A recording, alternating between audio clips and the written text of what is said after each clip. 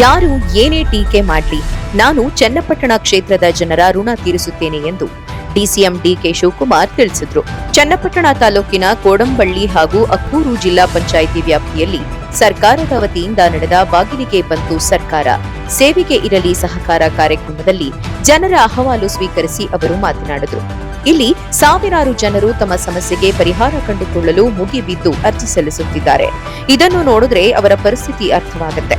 ನನ್ನ ಬಗ್ಗೆ ಯಾರು ಏನೇ ಟೀಕೆ ಮಾಡಲಿ, ನನಗೆ ಈ ಜನರ ಸಮಸ್ಯೆಗೆ ಪರಿಹಾರ ನೀಡುವುದಷ್ಟೇ ಮುಖ್ಯ. ಚನ್ನಪಟ್ಟಣದ ಬಡವರಿಗೆ ನಿವೇಶನ ನೀಡಲು 50 ಕೋಟಿ ಹಣ ತಂದು 50 ರಿಂದ 100 ಎಕರೆ ಜಾಗದಲ್ಲಿ ಲೇಔಟ್ ಮಾಡುತ್ತೇವೆ. ಬಡವರಿಗೆ ಮನೆ ಕಟ್ಟಿಕೊಡಲಾಗುವುದು. ಕನಿಷ್ಠ 10,000 ಜನರಿಗೆ ನಿವೇಶನ ಹಂಚಿಕೆ ಮಾಡುತ್ತೇವೆ ಎಂದು ಭರವಸೆಯನ್ನ ಕೊಟ್ಟರು. ಚನ್ನಪಟ್ಟಣ ಕ್ಷೇತ್ರಕ್ಕೆ ಸೂಕ್ತ ಅಭ್ಯರ್ಥಿ ಬಗ್ಗೆ ಚರ್ಚೆ ಮಾಡಿ ತೀರ್ಮಾನ ಮಾಡುತ್ತೇವೆ. ಕಾಂಗ್ರೆಸ್ ಅಭ್ಯರ್ಥಿ ವಿಚಾರವಾಗಿ ಈಗ ಕಮಿಟಿ ರಚನೆ ಮಾಡಿದ್ದೇವೆ. ಸಾಕಷ್ಟು ಸಚಿವರು, ಶಾಸಕರು ಕಮಿಟಿಯಲ್ಲಿದ್ದಾರೆ. ಅಭ್ಯರ್ಥಿ ಆಯ್ಕೆ ಬಗ್ಗೆ ಎಲ್ಲರೂ ಸೇರಿ ತೀರ್ಮಾನ ಮಾಡುತ್ತಾರೆ. ನಾನು ಸ್ಪರ್ಧೆ ಮಾಡಬೇಕು ಅಂದ್ರೂ ಅದನ್ನ ಕಮಿಟಿ ತೀರ್ಮಾನ ಮಾಡುತ್ತೆ. ಒಂದ್ ವೇಳೆ ಕಮಿಟಿ ತೀರ್ಮಾನ ಮಾಡಿದ್ರೆ ನಾನು ಅಭ್ಯರ್ಥಿಯಾಗಬೇಕಾಗುತ್ತದೆ ಎಂದು ಡಿಕೆ ಶಿವಕುಮಾರ್ ಮಾರ್ಮಿಕವಾಗಿ ಸ್ಪರ್ಧೆಗೆ ಸಿದ್ಧ ಎಂದರು.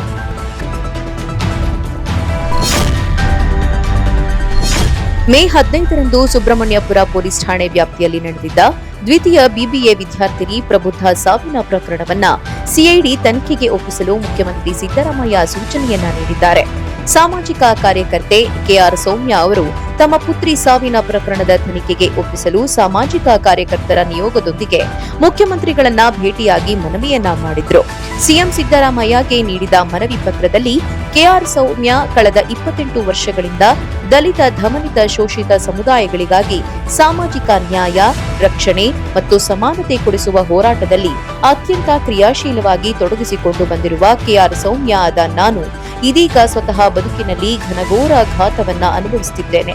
ನನ್ನ ಮಗಳು ಪ್ರಬುದ್ಧಾಳ ಭೀಕರ ಸಾವಿನಿಂದ ಘಾಸಿಗೊಂಡಿದ್ದೇನೆ ಎಂದಿದ್ದಾರೆ. ಅನ್ನೋದು ನಮಗೆ ಗೊತ್ತಿಲ್ಲ. ನನ್ನ ಬೀಗನೂ ಆಗ್ಲಿಲ್ಲ, ನಾನು ಎದ್ದು ಓಡೋದೆ ನನ್ನ ಮಗನ ಕರ್ಕೊಂಡು.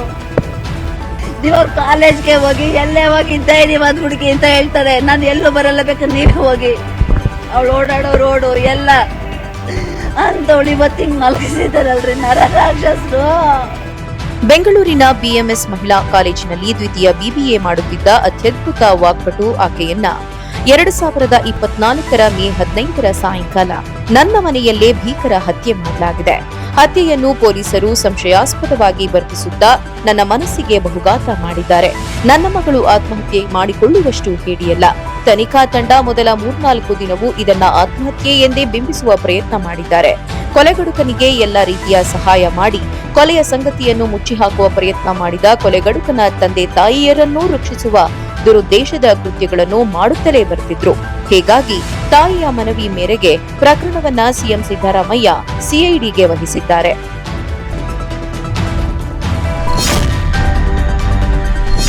ಹೈಕೋರ್ಟ್ ನಿವೃತ್ತ ನ್ಯಾಯಮೂರ್ತಿ ಬಿ ವೀರಪ್ಪರನ್ನ ಉಪಲೋಕಾಯುಕ್ತರಾಗಿ ನೇಮಿಸಲು ಸಿಎಂ ಸಿದ್ದರಾಮಯ್ಯ ನೇತೃತ್ವದಲ್ಲಿ ನಡೆದ ಸಭೆಯಲ್ಲಿ ತೀರ್ಮಾನಿಸಲಾಗಿದೆ.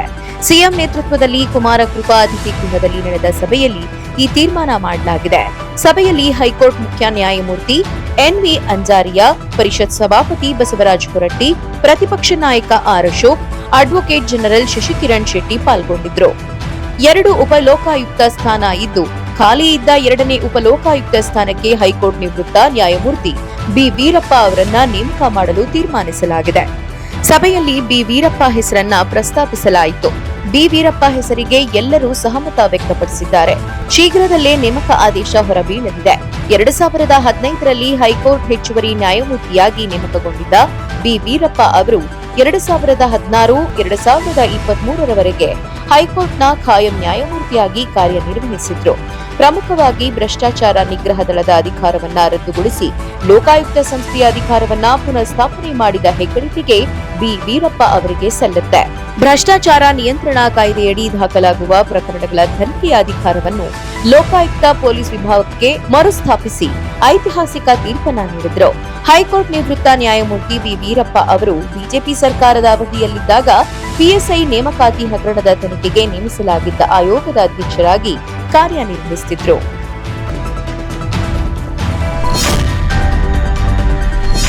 ರಾಜ್ಯ ರಾಜಕೀಯದಲ್ಲಿ ಹೆಚ್ಚುವರಿ ಡಿಸಿಎಂ ಹುದ್ದೆ ಸೃಷ್ಟಿ ಮತ್ತೆ ಸದ್ದು ಮಾಡುತ್ತಿದೆ.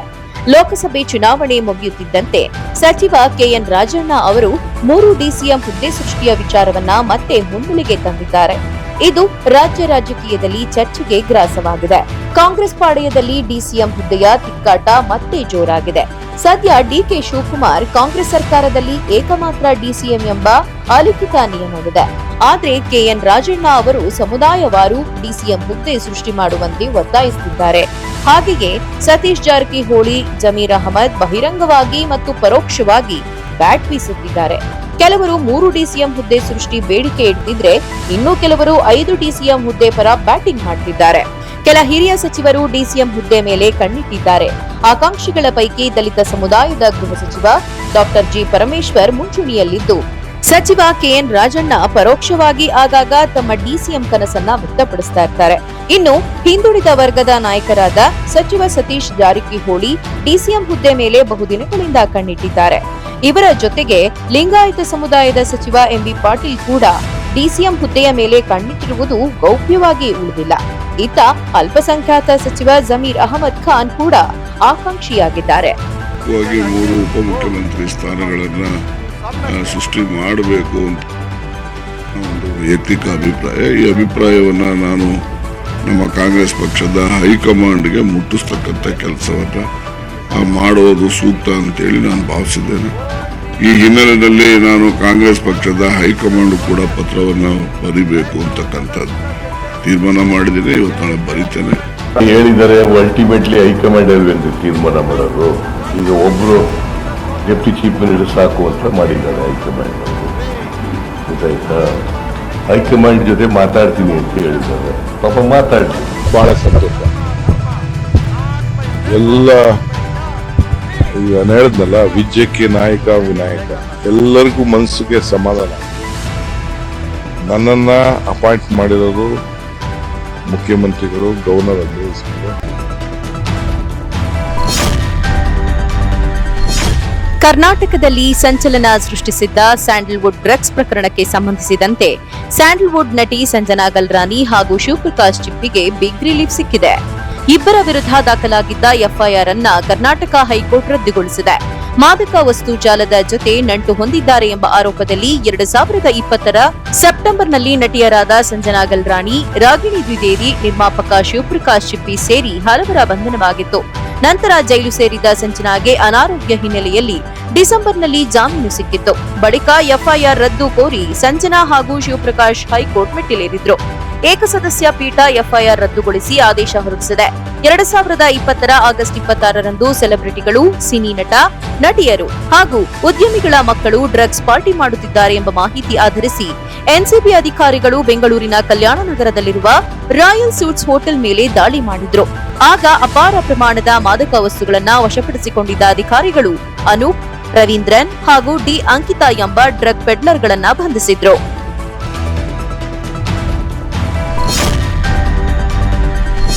ಸೇಂಟ್ ವಿನ್ಸೆಂಟ್ನಲ್ಲಿ ನಡೆದ ಟಿ20 ವಿಶ್ವಕಪ್ ಸೂಪರ್ 8 ಹಂತದ ಕೊನೆಯ ಹಾಗೂ ರೋಚಕ ಪಂದ್ಯದಲ್ಲಿ ನಾಯಕ ಸ್ಪಿನ್ನರ್ ರಶೀದ್ ಖಾನ್ ಕೈಚಳಕ ಹಾಗೂ ವೇಗಿ ನವೀನ್ ಉಲ್ ಹಕ್ ಕರಾರುವಕ್ಕು ದಾಳಿಯಿಂದ ಬಾಂಗ್ಲಾದೇಶದ ವಿರುದ್ಧ 9 ರನ್ ಅಂತರದ ಗೆಲುವು ಸಾಧಿಸುವ ಮೂಲಕ ಆಫ್ಘಾನಿಸ್ತಾನ ಸೆಮಿಫೈನಲ್ ಪ್ರವೇಶಿಸಿದೆ. ಇದರೊಂದಿಗೆ ಬಾಂಗ್ಲಾದೇಶ ಹಾಗೂ ಆಸ್ಟ್ರೇಲಿಯಾ ತಂಡಗಳು ಟೂರ್ನಿಯಿಂದ ಹೊರಬಿದ್ದಿವೆ. ಆಫ್ಘಾನಿಸ್ತಾನ ತಂಡವು ಇದೇ ಮೊದಲ ಬಾರಿಗೆ ವಿಶ್ವಕಪ್ ಸೆಮಿಫೈನಲ್ ಪ್ರವೇಶಿಸಿ ದಾಖಲೆ ಬರೆದಿದೆ. ಟಾಸ್ ಗೆದ್ದು ಮೊದಲು ಬ್ಯಾಟಿಂಗ್ ಮಾಡಿದ ಆಫ್ಘಾನಿಸ್ತಾನ ತಂಡವು ನಿಗದಿತ 20 ಓವರ್ಗಳಲ್ಲಿ 5 ವಿಕೆಟ್ ಕಳೆದುಕೊಂಡು 115 ರನ್ ಗಳಿಸಿತ್ತು. ಗೆಲ್ಲಲು ಬಾಂಗ್ಲಾದೇಶಕ್ಕೆ 116 ರನ್ಗಳ ಗುರಿ ನಿಗದಿಯಾಗಿದ್ದರೂ ಮಳೆಯಿಂದಾಗಿ ಪಂದ್ಯಕ್ಕೆ ಅಡಚಣೆಯಾಗಿ ಓವರ್ಗಳನ್ನ 19ಕ್ಕೆ ಕಡಿತಗೊಳಿಸಲಾಯಿತು. ಗೆಲುವಿನ ಗುರಿ ಕೂಡ 114ಕ್ಕೆ ಪರಿಷ್ಕರಿಸಲಾಯಿತು. ಬಾಂಗ್ಲಾದೇಶ 17.5 ಓವರ್ಗಳಲ್ಲಿ 105 ರನ್ಗಳಿಗೆ ಸರ್ವಪತನ ಕಂಡಿತು. ಆಫ್ಘಾನಿಸ್ತಾನ ಕ್ರಿಕೆಟ್ಗೆ ಈ ಗೆಲುವು ಐತಿಹಾಸಿಕವಾಗಿದೆ. ಯಾಕಂದ್ರೆ ಈ ಗೆಲುವು ಆಫ್ಘಾನಿಸ್ತಾನವನ್ನು ವಿಶ್ವ ಚಾಂಪಿಯನ್ ಆಗುವ ಕನಸಿನತ್ತ ಒಂದು ಹೆಜ್ಜೆ ಮುಂದೆ ಇರಿಸಿದೆ.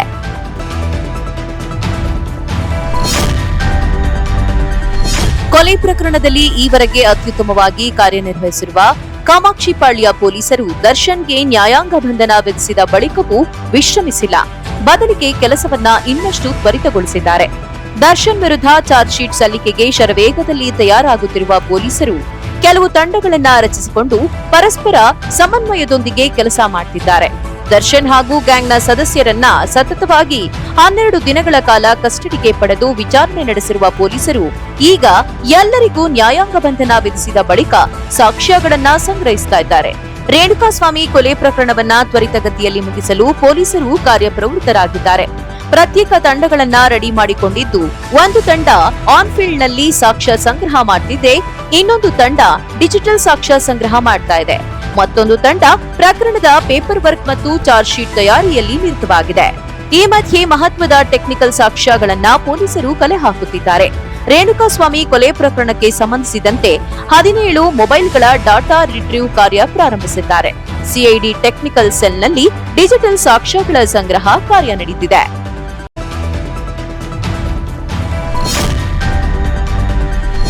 ಸನಾತನ ಧರ್ಮ ಡೆಂಗ್ಯೂ ಮಲೇರಿಯಾ ಇದ್ದಂತೆ ಅಂತ ವಿವಾದಾತ್ಮಕ ಹೇಳಿಕೆ ನೀಡಿದ್ದ ತಮಿಳುನಾಡು ಸಚಿವ ಉದಯನಿಧಿ ಸ್ಟಾಲಿನ್ ಅವರಿಂದು ಬೆಂಗಳೂರಿನ ಜನಪ್ರತಿನಿಧಿಗಳ ವಿಶೇಷ ನ್ಯಾಯಾಲಯದ ಮುಂದೆ ಹಾಜರಾಗುವ ಸಾಧ್ಯತೆಗಳಿವೆ ಎಂದು ಮೂಲಗಳು ತಿಳಿಸಿವೆ.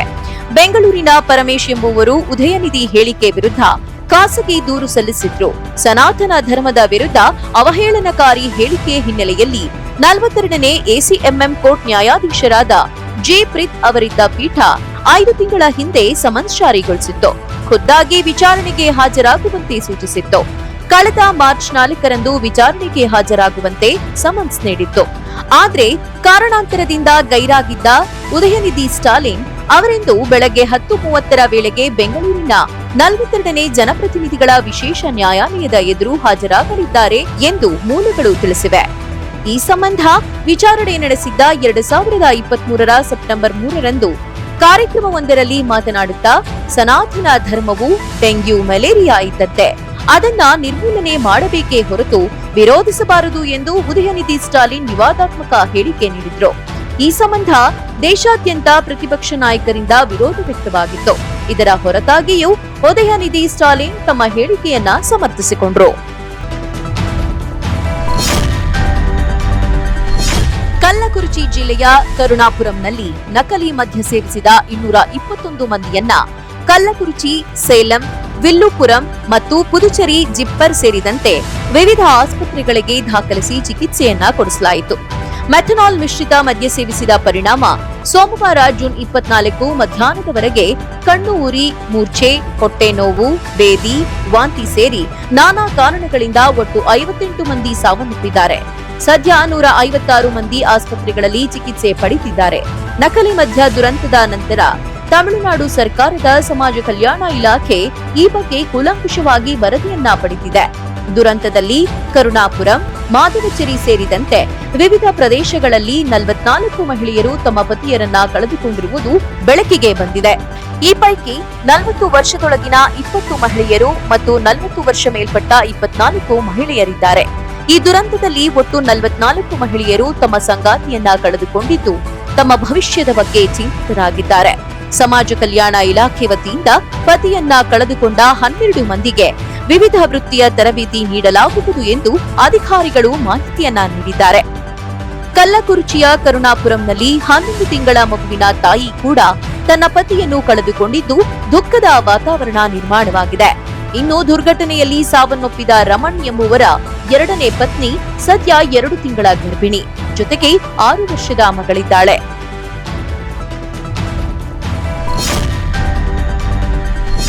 ಪ್ರಜ್ವಲ್ ರೇವಣ್ಣ ಸಂಬಂಧಿಸಿದ ರಾಸಲೀಲೆ ವಿಡಿಯೋಗಳ ಹಂಚಿಕೆ ಸಂಬಂಧ ಬಿಜೆಪಿ ರಾಜ್ಯ ಪ್ರಧಾನ ಕಾರ್ಯದರ್ಶಿ ಹಾಸನ ಮಾಜಿ ಶಾಸಕ ಪ್ರೀತಂ ಗೌಡ ವಿರುದ್ಧ ಎಫ್ಐಆರ್ ದಾಖಲು ಮಾಡಲಾಗಿದೆ.